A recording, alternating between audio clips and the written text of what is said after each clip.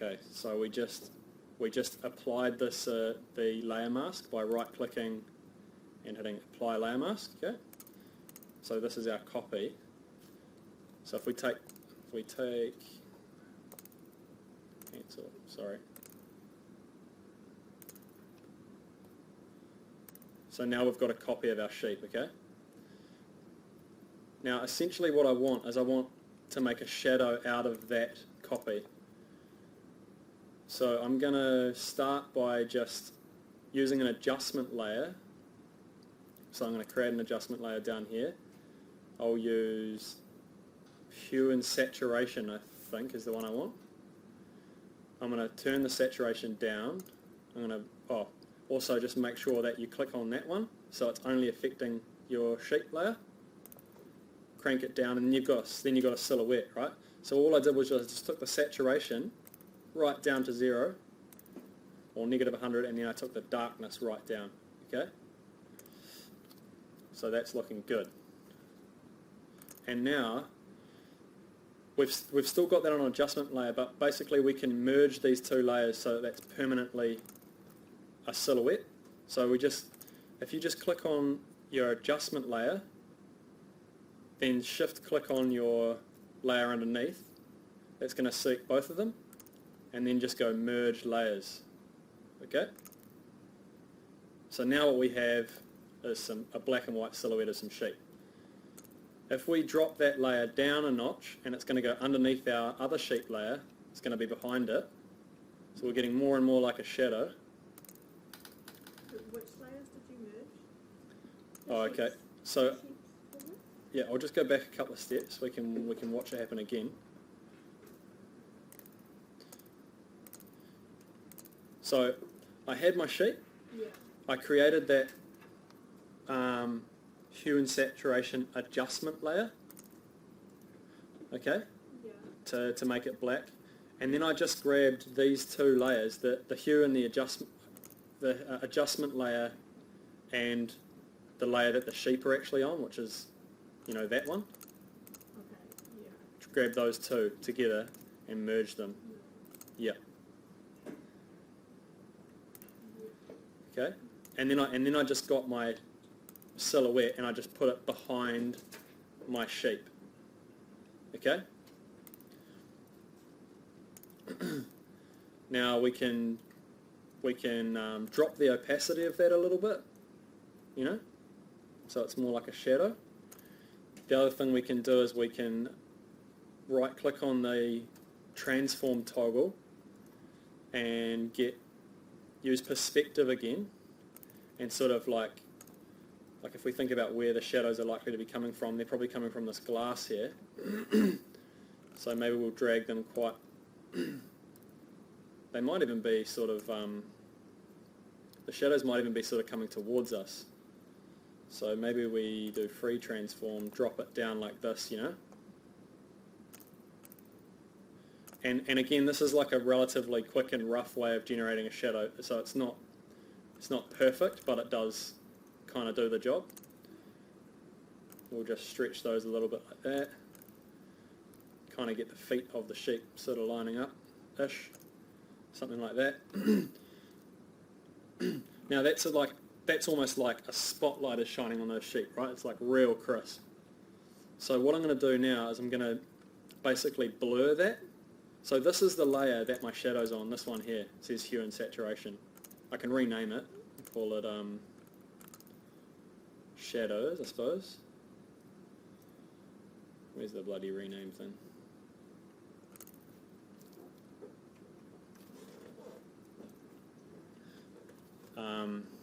Don't worry about renaming, I'll do that later. So if we go up to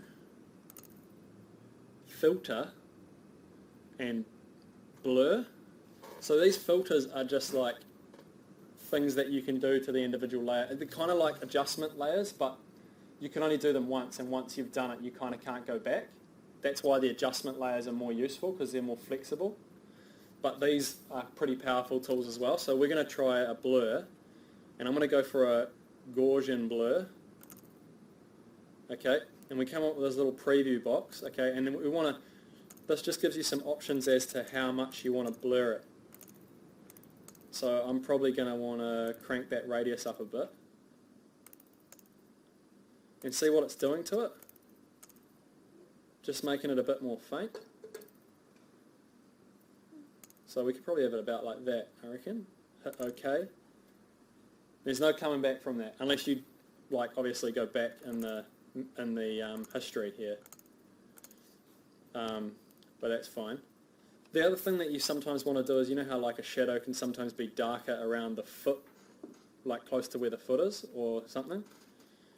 You can also create another mask layer, okay? Like a layer mask, sorry, and then just paint into that. So you can if we choose just a normal brush again, then we can sort of like just shut back some of the shadows at the top, you know, like that. And you could, if you wanted to, you could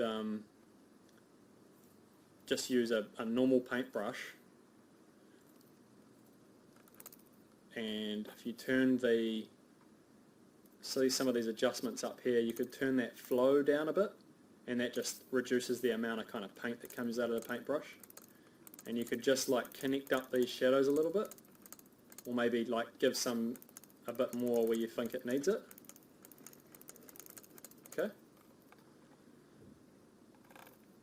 And then if you overdo it, like I've done here, around the back legs or something, you can just click on go back to your adjustment layer, your layer mask, and just paint it away again, okay?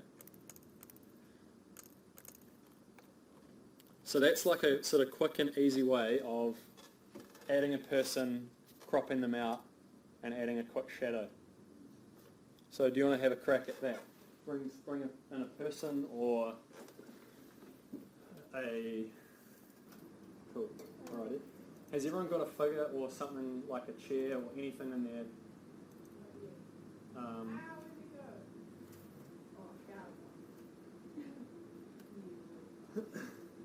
I'm just going to run over that blurring tool again. Okay, so I'll just do it. I'll do it with this. Oh, jeepers! Oh, I've got enough history. That's good. So you've got your silhouette. Okay. Then I used the free transform to like stretch it.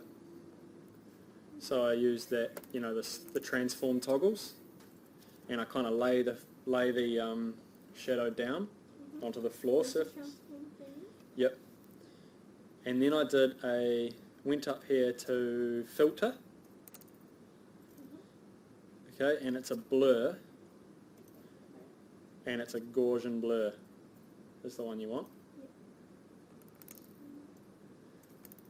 Yeah. And then you can, you know, adjust that slider to make it kind of about right. But you want to probably lay the thing down and do all those transforms before you do the blur. Yeah. Yeah.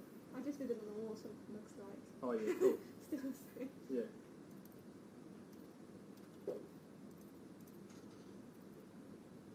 So how do you do the transform part? Where's the transform part? Oh, it's with the select tool, so it's just that one. And if you've got show transform controls, those toggles will pop up. Cool. So click on that. I always have that on actually. But I see yeah. what you mean. Cool. I'll just put them in the image in.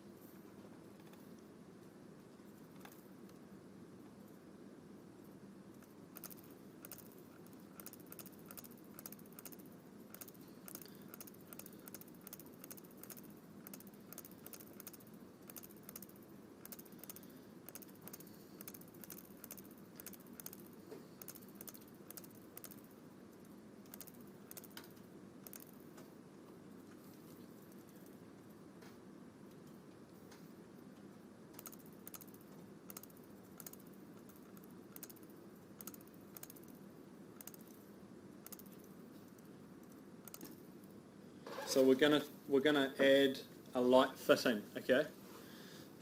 So the lighting will probably want to happen, most of the time you'll want to have it at the very top of your layers list so that it kind of affects everything in your image, okay? So I'm gonna generate, first thing I'm gonna do, what I'm gonna do is I'm gonna cast some light from this light fitting up here that's already in my photograph, okay? I'm gonna make it like a spotlight on this guy here.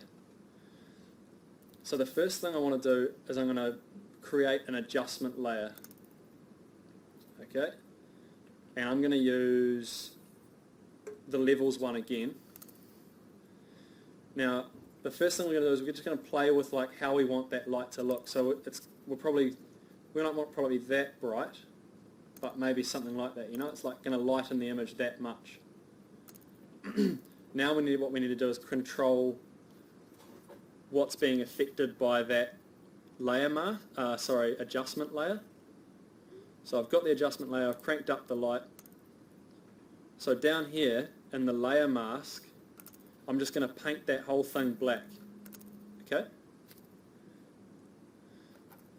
So using the paint bucket, just drop that. And then you won't see it anymore because I've basically masked the entire thing, right?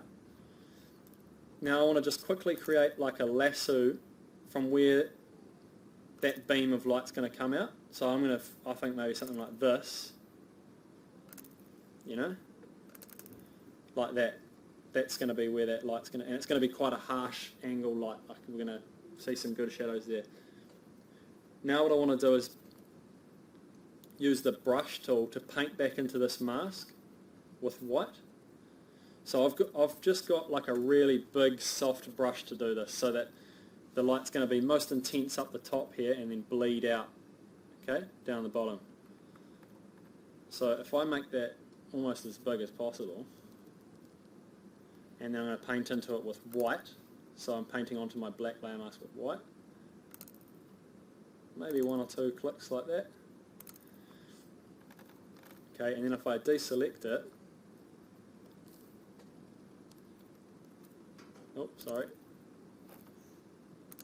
deselect, you can see that how that lighting's kind of projecting down there, right? And it's not upsetting any of my colours, it's just kind of like taking all of my colours and what's already there and lightening it by using this mask. So you could do several of them, you know, and like play with that.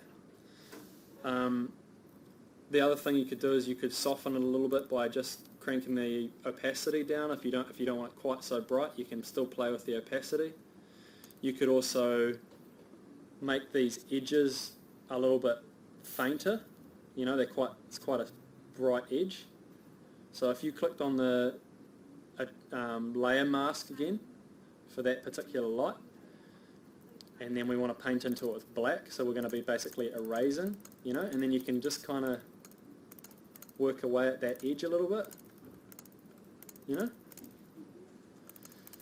And then we can do the same thing for shadows. So we could create let's create another one, and I want to make it look really quite dark up in behind these lights here.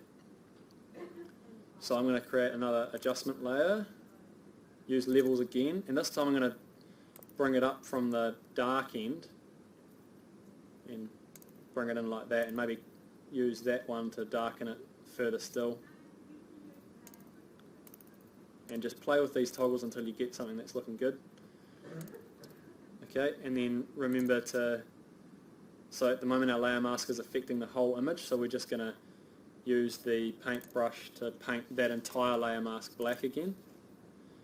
And then we can use a big soft brush again to paint in some shadows. So where's the brush tool?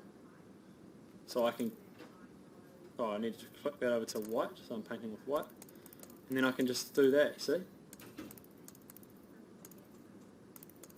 So what I'm doing is I'm basically controlling the lighting of parts of my image using that adjustment layer and using a mask with a nice soft brush so that all the edges are soft. So play with those skills as well, okay? I think that's probably about all we want to cover. So we've done bringing in a scanned image, adjusting its size, using textures, using that the layer mode, changing it to multiply so we can see the texture of the image coming through underneath, added people and created shadows, and we've done some lighting and some shadows using adjustment layers. So I'll be looking for those kind of skills when you submit this. Next Tuesday, So end of Tuesday. we're using the one we did in SketchUp, right? Just drawing over it. No, I just want you to finish the one you're working on. Cool. So I want you to work it up to quite a high standard.